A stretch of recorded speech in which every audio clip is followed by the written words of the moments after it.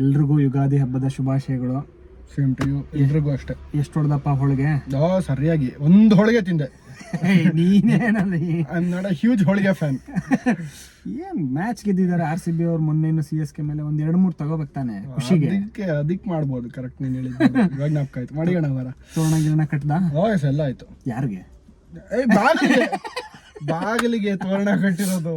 ಹಿಂಗ ಏನೋ ನೀನ್ ಬೇರೆ ಹೇಳ್ತಾ ಇಲ್ಲ ಕಾಂಟ್ರವರ್ಸಿಗಳೆಲ್ಲ ನೋ ಕಾಂಟ್ರವರ್ಸೀಸ್.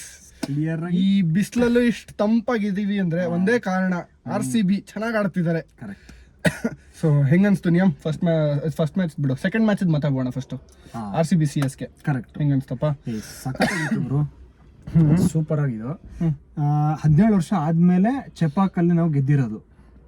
15 ವರ್ಷ ಅಲ್ಲ 15 ವರ್ಷ, 17 ಅಲ್ಲ. ಹೌದಾ? 2008 ಅಲ್ವಾ? ಮಧ್ಯದಲ್ಲಿ 2 ವರ್ಷ ಇರ್ಲಿಲ್ಲ. ಅವ್ರು ಇರ್ಲಿಲ್ಲ. ಕಾಂಟ್ರವರ್ಸಿ ಬೇಡ ಅಂತ ಹೇಳ್ಬಿಟ್ಟು ಫ್ಯಾಕ್ಟ್, ಅದು ಕಾಂಟ್ರವರ್ಸಿ ಎಲ್ಲ ಕಣ, ಫ್ಯಾಕ್ಟ್ಸ್. ಸೊ 2 ವರ್ಷ ಇರ್ಲಿಲ್ಲ, 15 ವರ್ಷ ಅಂತ. ಕಮೆಂಟ್ಸ್ ಅಲ್ಲಿ ಕೆಟ್ಟದಾಗ ಬೈಕ್ ಸ್ಟಾರ್ಟ್ ಮಾಡ್ತಾರೆ CSK ಅಭಿಮಾನಿಗಳು ಅಷ್ಟೇ. ಅವ್ರು ನಮ್ಮ ಧೋನಿನೂ ನಮ್ಮ ನಾವು ಅವ್ರ ಫ್ಯಾನ್ಸ್ಗಳೇನೆ, ಬಟ್ ಫ್ಯಾಕ್ಟ್ ಹೇಳ್ತಾ ಇದೀವಿ ಅಷ್ಟೇ. ಸೊ ಹೇಳು, ಏನನ್ಸ್ತು? ತುಂಬಾ ಚೆನ್ನಾಗಿತ್ತು. ಓವರ್ ಆಲ್ ಎನರ್ಜೆಟಿಕ್ ಆಗಿತ್ತು. ಟೀಮ್ ಕಾಂಬಿನೇಷನ್ ಚೆನ್ನಾಗಿತ್ತು. ಒಂದು ಟೀಮ್ ತರ ಆಡಿದ್ರು ಗುರು. ಕರೆಕ್ಟ್. ಹೌದು. ಒಂದು ಚಾಂಪಿಯನ್ ಅಂದ್ರೆ ಚಾಂಪಿಯನ್ಸ್ ಹೇಳಕ್ ತುಂಬಾ ಅರ್ಲಿ ಆಗುತ್ತೆ. ಒಂದು ಚಾಂಪಿಯನ್ ಟೀಮ್ ಏನ್ ಮಾಡಬಹುದು ಅದನ್ನೆಲ್ಲ ಮಾಡಿದ್ರು. ಅದ್ರದ್ದು ಲಕ್ಷಣಗಳಿದೆ.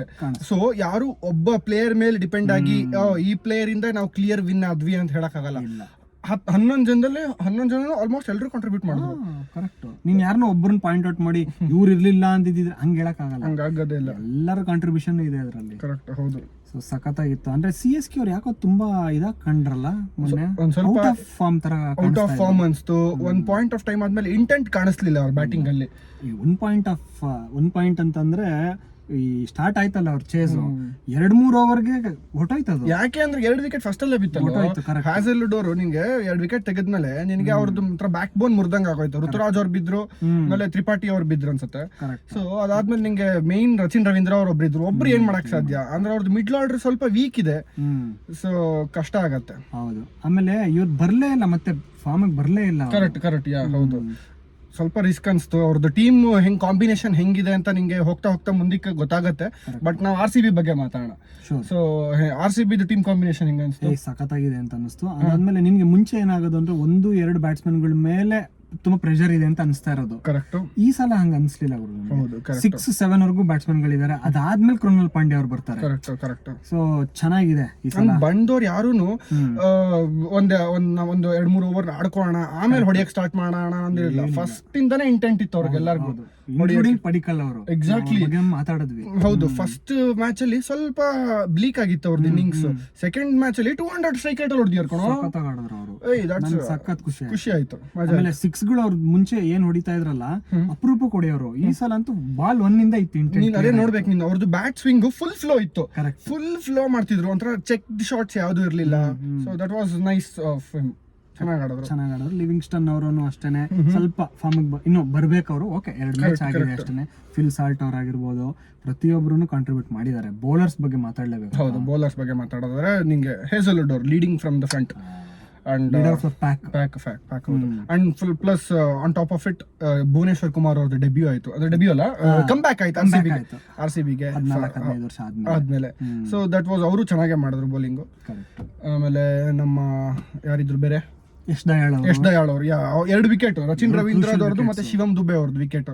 So that was very crucial. ಆಮೇಲೆ ಇದೆಲ್ಲ ಸರಿ RCB ಬಗ್ಗೆ. ಈಗ CSK ಅವ್ರ ಬಗ್ಗೆ ಮಾತಾಡೋದಾದ್ರೆ, ಧೋನಿ ಅವ್ರ ನಂಬರ್ 9 ಅಲ್ಲಿ ಬ್ಯಾಟಿಂಗ್ ಬರ್ತಾ ಇದಾರೆ ಅಂದ್ರೆ ಏನು ಅರ್ಥ ಅದು? ಹೌದು, ಧೋನಿ ಅವ್ರದ್ದು 9 ಬಂದ್ರೆ ಅದೊಂದ್ರ ಬಂದಂಗೆ ಅಲ್ಲ. ಅದು ಅಶ್ವಿನ್ ಆದ್ಮೇಲೆ ಕಳಿಸ್ತಿದಾರೆ ಧೋನಿ ಅವರು. ಮ್ಯಾನೇಜ್ಮೆಂಟ್ ನಿಜವಾಗ್ಲೂ ಯೋಚನೆ ಮಾಡ್ಬೇಕು. ಅದ್ ಏನಾದ್ರೂ ಆಗಿರ್ಲಿ, ಇಂಜುರಿ ನೀವ್ ಏನು ಹೇಳ್ಬಿಡ್ರಿ.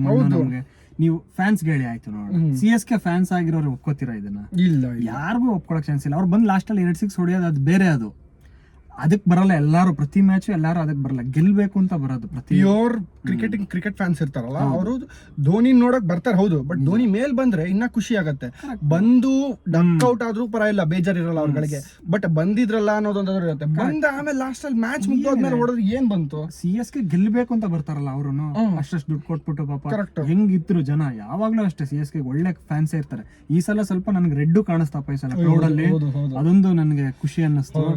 ಕ್ರಿಕ್ ಬಾಸ್ ಅಲ್ಲಿ ಒಂದು ಕಮೆಂಟ್ ಓದ್ದೆ, RCB ಅಂತ ಚಾನ್ಸ್ ಬರ್ತಿದೆ, ಇದು ಚೆನ್ನೈ ನಮ್ಮೂರಿದು ಕರೆಕ್ಟ್ RCB ಅಂತ ಹೇಳ್ತಿದಾರೆ, ನೀವು ಸ್ವಲ್ಪ ಚೀರಪ್ ಆಗಿ ಅಂತ ಹೇಳ್ತಿದ್ರು. ಕರೆಕ್ಟ್. ಆಮೇಲೆ ಕಾಮೆಂಟೇಟರ್ಸ್ ಬಹಳ ಬಯಸ್ಡ್ ಆಗಿದ್ದಾರೆ ಅಂತ ವಿಪರೀತ ಬಯಸ್ಡ್ ಅನ್ಸುತ್ತೆ. DK ಸರಿ, ನಮ್ DK ಅವ್ರ ಬಗ್ಗೆ ಮಾತಾಡ್ತಾ ಇಲ್ಲ, ದಿನೇಶ್ ಕಾರ್ತಿಕ್ ಅವ್ರ ಬಗ್ಗೆ ಹೇಳ್ತಾ ಇಲ್ಲ. DK ಇದಾರೆ, ಇನ್ನೊಬ್ರು DK ಇದಾರೆ, ಯಾರು ಅವ್ರ ಹೆಸರು ಬರ್ತಾವ, ಇವರು ಮುರಳಿ ಕಾರ್ತಿಕ್ ಅಣ್ಣ, ಮುರಳಿ DK ಅಲ್ಲ ಮುರಳಿ ಕಾರ್ತಿಕ್. ಮುರಳಿ ಕಾರ್ತಿಕ್ ಇಂತ ಬಯಸ್ಡ್ ಅಂದ್ಬಿಟ್ಟು ಎರಡು ಅವ್ರನ್ನ ಹೇಳೋದ್ ಬಿಟ್ಟು ನೀನು ಹೇಡನ್ ಅವ್ರು ಇದಾರೆ, ಹೇಡನ್ ಅವರು, ಮುರಳಿ ಕಾರ್ತಿಕ್ ಅವರು, ಅವರೆಲ್ಲ CSK ಆಡ್ದವ್ರು, ಪ್ಲಸ್ ಕೆಲವರು ತಮಿಳ್ನಾಡವ್ರೆ.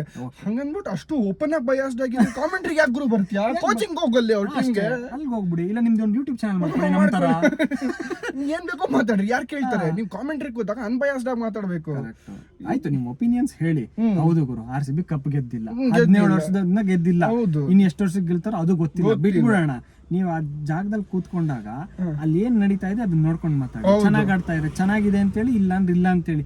ಅದೇನ್ರಿ ಸಪ್ಪೆ ಮುಖ ಹಾಕೊಂಡು ಒಳ್ಳೆ ಸೋತಿರೋ ಮುಖ ಹಾಕೊಂಡು ಏನೋ ಒಂಥರ, ನನಗಂತೂ ಒಂದು ಫ್ಯಾನ್ ಸೈಲೆಂಟ್ ಆಗ್ಬಿಟ್ಟಿದ್ರು ಅಲ್ಲಿ, ಅದು ಒಪ್ಕೊಳ್ಳೋದೆ ಬಿಡು. ಈ ಕಾಮೆಂಟೇಟರ್ಸ್ ಮ್ಯಾಚ್ ಮೊದ್ಲೇ ಇದಾಗೋಯ್ತು, ಒಂದ್ ಪಾಯಿಂಟ್ ಆಫ್ ಟೈಮ್ ಆದ್ಮೇಲೆ ಗೊತ್ತಾಗೋಯ್ತು ನಾವೇ ಗೆಲ್ತೀವಿ ಅಂತ. ಅವ್ರ ಕಡೆಯಿಂದ ಇಂಟೆಂಟ್ ಇರ್ಲಿಲ್ಲ, ಸ್ವಲ್ಪ ಡಲ್ಲೇ ಅನ್ಸ್ಬಿಡ್ತಾಗ, ನಿಜವಾಗ್ಲು ಕಾಮೆಂಟ್ರಿನೂ ಶಕ್ತಿ ಇರ್ಲಿಲ್ಲ. ನೀನು ಆಮೇಲೆ ನಿಂದೆ ಪರ್ಸನಲ್ ಆಗಿ ಇನ್ಸ್ಟಾಗ್ರಾಮ್ ಒಂದು ವಿಡಿಯೋ ಮಾಡ್ತೀಯಲ್ಲಪ್ಪ, ಅವಾಗ RCB ಬಗ್ಗೆ ಏನ್ ಬೇಕೋ ಬೈಕ್ ಹೊಡಿಬೋದು ನೀವುಗಳು. ಬಟ್ ಯೂಟ್ಯೂಬ್ ಅದು ಚಾನಲ್ ಅಲ್ಲಿ ಇದ್ದಾಗ, ಲೈವ್ ಬ್ರಾಡ್ಕಾಸ್ಟ್ ಅಲ್ಲಿ ಇದ್ದಾಗ, you have to be unbiased. ಅದು ತುಂಬಾ ಕ್ಲಿಯರ್ ಆಗಿ ಕಾಣಿಸ್ತಾ ಇತ್ತು. ಇನ್ನು ಒಂದ್ಸಲನೂ ಕಪ್ ಗೆದ್ದಿಲ್ಲ ಗುರು. ಆಮೇಲೆ ಓವರ್ ಆಲ್ ರೆಕಾರ್ಡ್ ನೋಡಿದ್ರೆ ಹೆಡ್ ಟು CSK ಅಲ್ಲಿದ್ದಾರೆ, RCB ಅರ್ಧದಲ್ಲಿದ್ದಾರೆ. ಕರೆಕ್ಟ್. ಸೊ ಇದೇನು ಯಾವ್ದು ದೊಡ್ಡ ರೈವಲ್ರಿ ಕಾಂಟೆಸ್ಟ್ ಏನಲ್ಲ. ಹೌದು. ಸೊ ಈ ತರ ಎಲ್ಲ ಇರಬಾರ್ದು ಅಂತ ನನ್ನ ಅಭಿಪ್ರಾಯ ಗುರು. ನೀನೇನಾದ್ರು ಅನ್ಕೋ. ಕರೆಕ್ಟ್. ಮತ್ತೆ ಇದು ಬೇರೆ ಟೀಮ್ಗಳ ಬಗ್ಗೆ ಏನ್ ಅನ್ಸ್ತಿದೆ ನಿಮಗೆ? ಹೌ IPL ಇಸ್ ಗೋಯಿಂಗ್ ಅನ್ಸ್ತಿದೆ ಸದ್ಯಕ್ಕೆ? ಸೊ ಇದು ಸ್ವಲ್ಪ ಟೈಮ್ ತಗೋತಾ ಇದೆ ಮಗ. ಯಾಕೆ ಅಂತ ಅಂದ್ರೆ, ಫಾರ್ ಎಕ್ಸಾಂಪಲ್ ಯಾಕೆ ಅಂತ ಹೇಳ್ತೀನಿ, Rajasthan team, Rajasthan Royals, Jos Buttler ಇಲ್ಲ, ಟ್ರೆಂಟ್ ಬೋಲ್ಟ್ ಅವ್ರಿಲ್ಲ, ಅಶ್ವಿನ್ ಅವ್ರಿಲ್ಲ, ಚಹಲ್ ಅವ್ರಿಲ್ಲ. ಸೊ 4 ಟ್ರಂಪ್ ಕಾರ್ಡ್ಗಳೇ ಇಲ್ಲ ಅವ್ರಿಗೆ. ಆಮೇಲೆ ಸಂಜು ಸ್ಯಾಮ್ಸನ್ ಅವರು 2 ಮ್ಯಾಚ್ ಆಡಿಲ್ಲ. ಹೌದು, ಕ್ಯಾಪ್ಟನ್ ಆಗಿ ಆಡಿಲ್ಲ. ಸೊ ಅವ್ರಿಗೆ ಹೆಂಗಾಗೋಗಿದೆ ಅಂದ್ರೆ, ಈ ಬೆನ್ಮೂಳೆ ಮುರಿದೋಗಿರೋ ಮನುಷ್ಯನ್ ತರ ಆಗಿದ್ದಾರೆ. ಅವ್ರದ್ದು ಮಿಡ್ಲ್ ಆರ್ಡರ್ ಅಲ್ಲಿ ಶಿಮ್ರಾನ್ ಹೆಟ್ಮಾಯರ್ ಬಿಟ್ರೆ ಬೇರೆ ಯಾರು ಅಷ್ಟೊಂದು ಅಂದ್ರೆ ಒಂದು ಕೊಲಾಪ್ಸ್ ನ ಕಂಟ್ರೋಲ್ ಮಾಡುವಂತ ಪ್ಲೇಯರ್ ಇಲ್ಲ. ಸೊ ಏನಾಗತ್ತೆ ನೋಡ್ಬೇಕು. ಸೊ ಈ ತರ ಟೀಮ್ ನ ಜಡ್ಜ್ ಮಾಡಕ್ ಇಷ್ಟ ಬೇಗ ಫಸ್ಟ್ 10 days ಅಲ್ಲಿ ಆಗಲ್ಲ. ಒಂದು ಅಟ್ಲೀಸ್ಟ್ ಒಂದು 20 days ಆಗ್ಬೇಕು. ಎಲ್ಲಾರ್ದು 4 ಮ್ಯಾಚ್ ಆದ್ರೂ ಆಗ್ಬೇಕು. ಅವಾಗ ನೀನು ಮುಂಬೈ ಇಂಡಿಯನ್ಸ್ ಅವ್ರು ಹಂಗ್ ನೋಡಕ್ ಹೋದ್ರೆ ಫಸ್ಟ್ 4 ಮ್ಯಾಚ್ ಗೆಲ್ಲೋದೇ ಇಲ್ಲ, ಆಮೇಲೆ ಟ್ರೋಫಿ ಗೆದ್ಕೊಂಡು ಹೋಗ್ತಾರೆ ಅವ್ರುಗಳು. ಸೊ ನೀನ್ ಜಡ್ಜ್ ಮಾಡಕ್ ಆಗೋದೇ ಇಲ್ಲ. ಯಾರನ್ನು ಇವರು ಲಾಸ್ಟ್ ಅಲ್ಲಿ ಇರ್ತಾರೆ, ಈ ಸಲ ಇವರು ಪ್ಲೇ ಆಫ್ಸ್ ಹೋಗ್ತಾರೆ ಅಂತ ಹೇಳೋದ್ ಕಷ್ಟ. ಪ್ರೆಡಿಕ್ಟ್ ಮಾಡಬಹುದು ಅಷ್ಟೇ, ನಮ್ಮ ಒಪಿನಿಯನ್ ಹೇಳ್ಬೋದು. ಬಟ್ ಈ 2 ವಾರದ ಮ್ಯಾಚ್ ಗಳು ನೋಡ್ಕೊಂಡು 1 ವಾರದ್ದು ನೀನ್ ಹೇಳಕ್ ಆಗಲ್ಲ. ಇಂಥವ್ರೆ ಬರ್ತಾರೆ. ಬಟ್ ನೀ ಹಂಗ್ ನೋಡಿದ್ರೆ ಸ್ಟ್ರಾಂಗ್ ಟೀಮ್ಸ್ ಅಂತ 1-2-3 ಕಾಣಿಸ್ತಿದೆ ನನಗೆ. SRH ಕಾಣಿಸ್ತಾ ಇದಾರೆ. SRH ಅಂತೂ ತುಂಬಾನೇ ಸ್ಟ್ರಾಂಗ್ ಇದಾರೆ, ಬೌಲಿಂಗ್ ಆಗ್ಲಿ ಬ್ಯಾಟಿಂಗ್ ಆಗ್ಲಿ. ಬಟ್ ನಿನ್ ಚೆನ್ನೈ ಅಂತ ಪಿಚ್ ಅಲ್ಲಿ ಹೆಂಗ್ ಆಡ್ತಾರೆ ನೋಡ್ಬೇಕು ಅವರು. ಹೌದು, ಚೆನ್ನೈ ಅಂತ ಪಿಚ್ ಕ್ವಾಲಿಟಿ ಬೌಲಿಂಗ್ ಇರೋರ್ ಮೇಲೆ ಹೆಂಗ್ ಆಡ್ತಾರೆ ನೋಡ್ಬೇಕು ಅವರು. With all due respect, Chennai ಅಲ್ಲ SRH ಮುಂಚೆನೂ ಒಳ್ಳೆ ಟೀಮೇ. ಅಂದ್ರೆ ವಿಲಿಯಮ್ಸನ್ ಅವರು, ಡೇವಿಡ್ ವಾರ್ನರ್ ಅವರು, ಭುವಿ ಇವರೆಲ್ಲ ಇದ್ದಾಗಲೂ ಒಳ್ಳೆ ಟೀಮ್ ಆಗಿದ್ರು. ಬಟ್ ಪಿಚ್ ಹಿಂಗ್ ಇರ್ಲಿಲ್ಲ ಹೈದರಾಬಾದ್ ಅಲ್ಲಿ. ಇದು ಫ್ಲಾಟ್ ಟ್ರ್ಯಾಕ್ 160-170 ತರದ್ ಪಿಚ್ ಇತ್ತದು. ಇದು ರೋಡ್ ಮಾಡ್ಬಿಟ್ಟಿದ್ದಾರೆ. ಸ್ವಲ್ಪ ಬೌಲರ್ಸ್ ಗಳಿಗೂ ಒಂಚೂರು ಕೊಡ್ರಿ. ಕರೆಕ್ಟ್. ಅದು ಈವನ್ ಕಾಂಪಿಟೇಷನ್ ಅಂತೂ ಇಲ್ಲ ಅಲ್ಲಿ, especially Rajiv Gandhi international stadium ಅಲ್ಲಿ ಈವನ್ ಕಾಂಪಿಟೇಷನ್ ಇಲ್ಲ. ಜಸ್ಟ್ ಬ್ಯಾಟ್ ಮಾಡಿ. ಕರೆಕ್ಟ್. ನಿಮ್ಗೆ ಜನ ಸಿಕ್ಸರ್ ಹೊಡೆದಾಗ ಕಿರ್ಚ್ಬೇಕಾ, ಬೌಲಿಂಗ್ ಮಿಷಿನ್ ಇಟ್ಬಿಡಿ. ಅಪೋಸಿಷನ್ ಟೀಮ್ ಹೇಳಬೇಡಿ ಬೌಲಿಂಗ್ ಬರಕ್ಕೆ. 300 ಗುರು, 280, 290 ಎಲ್ಲ ಮ್ಯಾಚ್ 50 ಓವರ್ಸ್ ಟಾರ್ಗೆಟ್ ಅದು. 50 ಓವರ್ಸ್ ಅಲ್ಲೂ ಚಾಲೆಂಜಿಂಗ್ ಟಾರ್ಗೆಟ್ ಅದು. ಸೊ ಅದೇ ನೋಡು, ನಿನಗೆ 180-190 ಬಂದಾಗ ಒಂದ್ ಸ್ವಲ್ಪ ಮಜಾ ಇರುತ್ತೆ ಮ್ಯಾಚ್. ಕರೆಕ್ಟ್. ಸೊ ನೋಡೋಣ ಇನ್ನು ಬೇರೆ ಟೀಮ್ಗಳು ಯಾವ ತರ ಹೋಗುತ್ತೆ. ಆಮೇಲೆ RCB ಕಾಂಬಿನೇಷನ್ ನ್ಯೂ ಕ್ಯಾಪ್ಟನ್ ಬಗ್ಗೆ ಏನ್ ಅನ್ಸುತ್ತಪ್ಪ ನಿನಗೆ? ಆಮೇಲೆ ನಮ್ಮ ಬೇರೆ staff coaching staff full complete revamp ಆಗಿದೆ. ಸೊ ಲಾಸ್ಟ್ ಇಯರ್ ಇದ್ದೋರ್ದು ಸ್ಟಾಫ್ ಕಂಟಿನ್ಯೂ ಆಗ್ತಿದ್ದಾರೆ. ಬಟ್ ಲಾಸ್ಟ್ ಇಯರ್ ಒಂದ್ ಸ್ವಲ್ಪ ಅವ್ರಿಗೆ ಆಲ್ರೆಡಿ ಅಸೆಂಬಲ್ ಆಗಿರುವಂತ ಸ್ಕ್ವಾಡ್ ಸಿಕ್ತು, ಅವ್ರು ಅಸೆಂಬಲ್ ಮಾಡಕ್ ಆಗಿಲ್ಲ. ಈ ಸತಿ ಅವರೇ ಅಸೆಂಬಲ್ ಮಾಡ್ಕೊಂಡಿದ್ದಾರೆ ಸ್ಕ್ವಾಡ್ ನ. ಸೊ ಇವಾಗ ಏನೇ ಆದ್ರೂ ಅವ್ರದೇ ತಪ್ಪು, ಅವ್ರದೇ ಇದು ಕ್ರೆಡಿಟ್. ಸೊ ಇವಾಗ ನಾವು ಅವ್ರಿಗೆ ಕ್ರೆಡಿಟ್ ಕೊಡುವಂತ ಟೈಮು. ಸೊ DK ಆಗಿರ್ಬೋದು, ಆಂಡಿ ಫ್ಲವರ್ ಆಗಿರ್ಬೋದು, ಅಥವಾ ಮೋ ಬೊಬ್ಯಾಟ್ ಅವ್ರು ಆಗಿರ್ಬೋದು, ಅಂಡ್ ಅದರ್ ಕೋಚಿಂಗ್ ಸ್ಟಾಫ್ ಎಲ್ಲರೂ ತುಂಬಾ ಪರ್ಫಾರ್ಮ್ ಮಾಡಿದ್ದಾರೆ, ಚೆನ್ನಾಗಿ ಮಾಡಿದ್ದಾರೆ. ಅಂದ್ರೆ ಇನ್ನು ಅರ್ಲಿ ಡೇಸ್ ಇದು ಹೇಳಕ್ಕಾಗಲ್ಲ. ಬಟ್ ಸ್ಟಿಲ್ ಒಂಥರ ಆರ್ಗನೈಸ್ಡ್ ಆಗಿ ಕಾಣಿಸ್ತಾ ಇದೆ ಟೀಮ್. ನೋಡಿರೋ ಅಷ್ಟರಲ್ಲಿ ನಮ್ಗೆ ಅವ್ರ ವಿಡಿಯೋಸ್ ಏನಾಗ್ತಾರೆ ಅದನ್ನ ನೋಡಿದಾಗ ಚಿಲ್ ಆಗಿ ಆರಾಮಾಗಿದ್ದಾರೆ ಅನಿಸ್ತಾ ಇದೆ. ಸೊ ಚೆನ್ನಾಗಿ ಕಾಣಿಸ್ತಾ ಕಾಣಿಸ್ತಾ ಇದೆ, ಪಾಸಿಟಿವ್ ಆಗಿ ಕಾಣಿಸ್ತಾ ಇದ್ದಾರೆ. ಅಂಡ್ ಪ್ಲಸ್ ಪರ್ಟಿಕ್ಯುಲರ್ ರೋಲ್ಸ್ಗೆ ಅಂತ ಕೆಲವರು ತಗೊಂಡಿದ್ದಾರೆ. ನೀನು ಫಿಲ್ ಸಾಲ್ಟ್ ಅವ್ರಿಗೆ ನೀನು 10 ಓವರ್ಸ್ ಮೇಲೆ ಆಡೋಕೆ ಅವ್ರಿಗೆ ಇದೇ ಇಲ್ಲ ಅನ್ಸುತ್ತೆ. ನೀನು ಆಡ್ಬೇಕಾಗಿರೋದು ಬರೀ 30 ಬಾಲ್ 35 ಬಾಲ್ ಆ ಥರ ಎಷ್ಟು ಹೊಡಿತೀಯೋ ಹೊಡಿಬೋದು. ಯಾಕಂದ್ರೆ ಆಮೇಲೆ ಬರೋಕ್ ಬೇರೆ ಮತ್ತೆ ಸ್ಟ್ರೆಂತ್ ಇದೆ. ಸೊ ನೀನ್ ಸ್ಟ್ರೆಂತ್ ಅಷ್ಟಕ್ಕೆ ಯುಟಿಲೈಸ್ ಮಾಡ್ಕೊಂಡು ಅಲ್ಲಿಗೆ. ಸೊ ಆತರ ಟಿಮ್ ಡೇವಿಡ್ ಅವ್ರಿಗೆ ಫಿನಿಶಿಂಗ್ 10 ಬಾಲ್ಸ್ ಕೊಡ್ತೀವಿ ಅಷ್ಟೇ ಹೊಡಿಬೇಕು. ಜಿತೇಶ್ ಶರ್ಮಾ ಆಗಿರ್ಬೋದು, ಕೊಹ್ಲಿ ಎಲ್ಲರ ಸುತ್ತಮುತ್ತನೂ ಆಡ್ಕೊಂಡಿರ್ಬೇಕು. ಸೊ ಆಂಕರ್ ರೋಲ್ ತರ ಅವ್ರಿಗೆ. ಸೊ ದೇವದತ್ ಪಡಿಕ್ಕಲ್ ಅವ್ರದ್ದು ನಾನು ಹಂಗೆ ಅನ್ಕೊಂಡಿದ್ದೆ ಆಂಕರ್ ರೋಲ್ ಅಂತ. ಬಟ್ ಅಲ್ಲ, ಅವ್ರಿಗೂ ಹೊಡಿಯಕ್ಕೆ ಲೈಸೆನ್ಸ್ ಕೊಟ್ಟಿದ್ದಾರೆ. ಆಡುಗುರು ನೀನು 1-2 ಮ್ಯಾಚ್ ಹೋದ್ರು ತಲೆ ಕೆಡಿಸ್ಕೋಬೇಡಿ ಆಡಿ ಅಂತ ಲೈಸೆನ್ಸ್ ಕೊಟ್ಟಿದ್ದಾರೆ. ನೋಡ್ಬೇಕು ಕೊಹ್ಲಿ ಅವ್ರಿಗೂ ಅಂದ್ರೆ ಆಂಕರ್ ರೋಲೇ ಎಲ್ಲಾ ಮ್ಯಾಚ್ ಕೊಡಲ್ಲ ನನ್ನ ಪ್ರಕಾರ. ಸೊ ಅವ್ರಿಗೆ ಗೊತ್ತಿರುತ್ತೆ ಯಾವಾಗ ನೀವು ಆಕ್ಸಲರೇಟ್ ಮಾಡ್ಬೇಕು ಅಂತ. ಬಟ್ ಸ್ಟಿಲ್ ಅಂದ್ರೆ ಕೊಹ್ಲಿ ಅವ್ರು ಯಾವ ಟೀಮ್ ಅಲ್ಲಿ ಇರ್ತಾರೋ ಅವ್ರ ಆಂಕರ್ ರೋಲ್ ಆಡಿದಾಗ ಆ ಟೀಮ್ ಯಾವಾಗ್ಲೂ ಸ್ಟ್ರಾಂಗ್ ಆಗಿ ಕಾಣಿಸುತ್ತೆ. ಇನ್ಕ್ಲೂಡಿಂಗ್ T20 ವರ್ಲ್ಡ್ ಕಪ್ ಮೊನ್ನೆ ಫೈನಲ್ಸ್. ಸೊ ಅದನ್ನ ನೋಡೋದಾದ್ರೆ ಹಂಗಿದೆ. ಮತ್ತೆ ನನ್ ಗುಜರಾತ್ ಅಲ್ಲಿ ಸಾಯಿ ಸುದರ್ಶನ್ ಅವರು ತುಂಬಾ ಚೆನ್ನಾಗಿ ಆಡ್ತಾ ಇದಾರೆ. ಅಂದ್ರೆ ಇದು ಬರೀ 2 ಮ್ಯಾಚ್ ನೋಡಿ ಹೇಳ್ತಾ ಇಲ್ಲ, ಅವ್ರು 2022 ಇಂದ ಆಡ್ತಾ ಇದಾರೆ IPL ಫೈನಲ್ಸ್ ಅಲ್ಲಿ. ಚೆನ್ನೈ ಮೇಲೆ ಒಳ್ಳೆ ಆಟಗಾರ. ನನ್ಗೆ ಅಂದ್ರೆ ಇನ್ ದ ಫ್ಯೂಚರ್ ಇನ್ನೊಂದು 2-3 ವರ್ಷ ಆದ್ಮೇಲೆ ODI ಟೀಮ್ ಅಲ್ಲಿ ಈಗ ಶುಭ್ಮನ್ ಗಿಲ್ಲು, ಯಶಸ್ವಿ ಜೈಸ್ವಾಲ್, ಸಾಯಿ ಸುದರ್ಶನ್ ಅವರು ಟಾಪ್ 3 ಬರ್ಬೋದು ಅಂತ ಅನಿಸ್ತಾ ಇದೆ. ಅಂದ್ರೆ ಪ್ರಾಮಿಸಿಂಗ್ ಕ್ರಿಕೆಟರ್ ಅಂತ ಅನಿಸ್ತಾ ಇದೆ. ತುಂಬಾ ಚೆನ್ನಾಗಿ ಆಡ್ತಾರೆ ಅವರು. 120-130 ಸ್ಟ್ರೈಕ್ ರೇಟ್ ಅಲ್ಲಿ ಆಡ್ತಾ ಇರ್ತಾರೆ. ನಿಂಗೆ ಗೊತ್ತೇ ಆಗಲ್ವಾ ಇನ್ನಿಂಗ್ಸ್ ಮುಗಿಯೋಷ್ಟೊತ್ತಿಗೆ ಅವ್ರು ಆಗ್ಲೇ 50 ಬಾಲ್ಸ್ಗೆ 75-80 ಹೊಡೆದ್ಬಿಟ್ಟಿರ್ತಾರೆ. 150-160 ಸ್ಟ್ರೈಕ್ ರೇಟ್ ಹೋಗ್ಬಿಟ್ಟಿರ್ತಾರೆ ಅವರು. ಕರೆಕ್ಟ್. ಅದು ಎಲ್ಲಿ ಗೊತ್ತಾ ಎಫೆಕ್ಟ್ ಆಗೋದು? ಸ್ಟ್ರೈಕ್ ರೊಟೇಟಿಂಗ್ ಎಬಿಲಿಟಿ ಇದೆ ಅವ್ರಿಗೂ ಚೆನ್ನಾಗಿ. ಸೊ ಅದರಿಂದ ಅವ್ರದ್ದು ಸ್ಟ್ರೈಕ್ ರೇಟ್ ಇಂಪ್ರೂವ್ ಆಗುತ್ತೆ. ಅವ್ರು ಸ್ಟಾಗ್ನೆಂಟ್ ಆಗಿರಲ್ಲ. ಕರೆಕ್ಟ್. ಸೊ ಅದೆಲ್ಲ ಚೆನ್ನಾಗಿ ಆಡ್ತಿದ್ದಾರೆ ಅವರು. ಎಸ್.